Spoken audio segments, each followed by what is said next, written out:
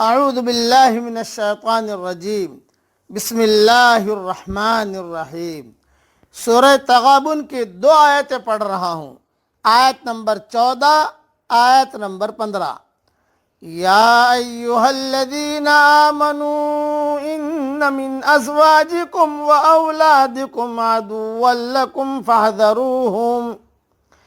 اے ایمان والو، تمہاری بعض بیویاں اور بعض بچے تمہارے دشمن ہیں، پس ان سے ہوشیار رہنا۔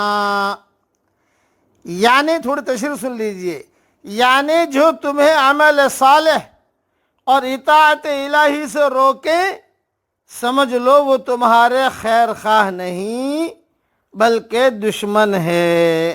یہ پس ان سے ہوشیار رہنا کیا مطلب؟ یعنی ان کے پیچھے لگنے سے بچو بلکہ انہیں اپنے پیچھے لگاؤ۔ ایسی مختصر تشریح سمجھ لینا، عقل مند کے لیے اشارہ کافی ہے، اس لیے میں نے آسان کیا اس کو۔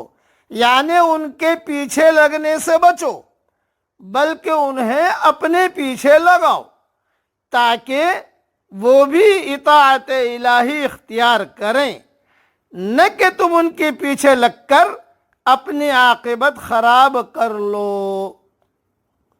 وَإِن تَعْفُوا وَتَصْفَحُوا وَتَغْفِرُوا فَإِنَّ اللَّهَ غَفُورٌ رَحِيمٌ۔ اور اگر تم معاف کر دو اور درگزر کر جاؤ اور بخش دو تو اللہ تعالیٰ بخشنے والا مہربان ہے۔ اس کی بھی تشریح سن لیجئے۔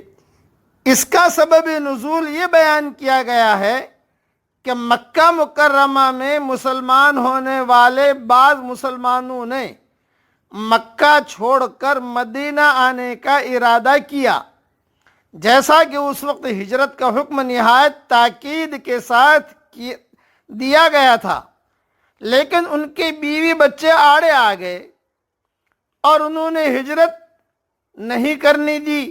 نہیں ابا، نہیں، آپ سے محبت ہے، مت جاؤ، ہمیں بھی نہیں جانا، ہجرت کرنے نہیں دی۔ پھر بعد میں جب رسول اللہ صلی اللہ علیہ وسلم کے پاس وہ لوگ آ گئے تو دیکھا کہ ان سے پہلے آنے والوں نے دین میں بہت زیادہ سمجھ حاصل کر لیے، تو انہیں اپنے بیوی بچوں پر غصہ آیا جنہوں نے انہیں ہجرت سے روکے رکھا تھا۔ چنانچہ انہوں نے ان کو سزا دینے کا ارادہ کیا۔ اللہ تعالیٰ نے اس میں انہیں معاف کرنے اور درگزر سے کام لینے کی تلقین فرمائی۔ سنن ترمذی میں یہ حدیث موجود ہے۔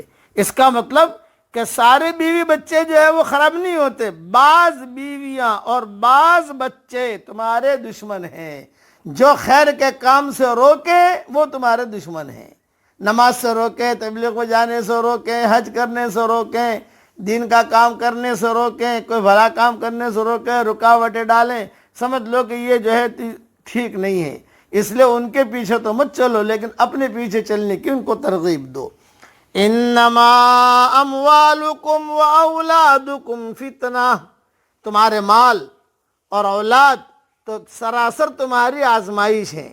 واللہ عندہ اجر عظیم، اور بہت بڑا اجر اللہ کے پاس ہے۔ اس کی بھی تشریح سن لیجئے۔ جو تمہیں کسب حرام پر اکساتے اور اللہ کے حقوق ادا کرنے سے روکتے ہیں، پس اس آزمائش میں تم اسی وقت سرخرو ہو سکتے ہو جب تم اللہ کی معصیت میں ان کی اطاعت نہ کرو۔ مطلب یہ ہوا کہ مال اور اولاد جہاں اللہ کی نعمت ہے، وہاں یہ انسان کی آزمائش کا ذریعہ بھی ہے۔ اس طریقے سے اللہ تعالیٰ دیکھتا ہے کہ میرا اطاعت گزار کون ہے اور نافرمان کون۔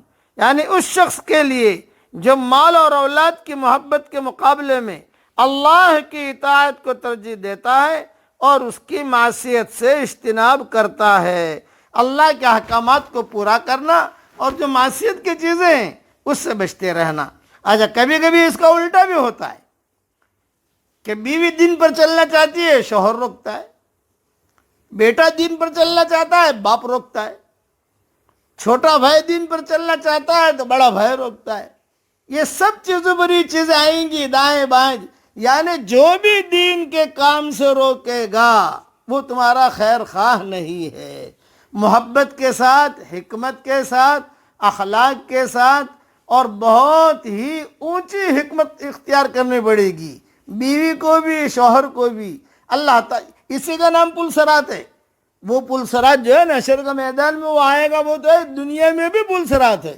ایک ہی گھر کے اندر کس کی مانے آدمی، شوہر کی مانے، بیوی کی مانے، ساس کی مانے، ماں کی مانے، بیٹے کی مانے. میرے والد صاحب رحمۃ اللہ علیہ فرماتے تھے اسی کا نام بیٹا پلسرات ہے، اسی کو لے کے چلنا ہے.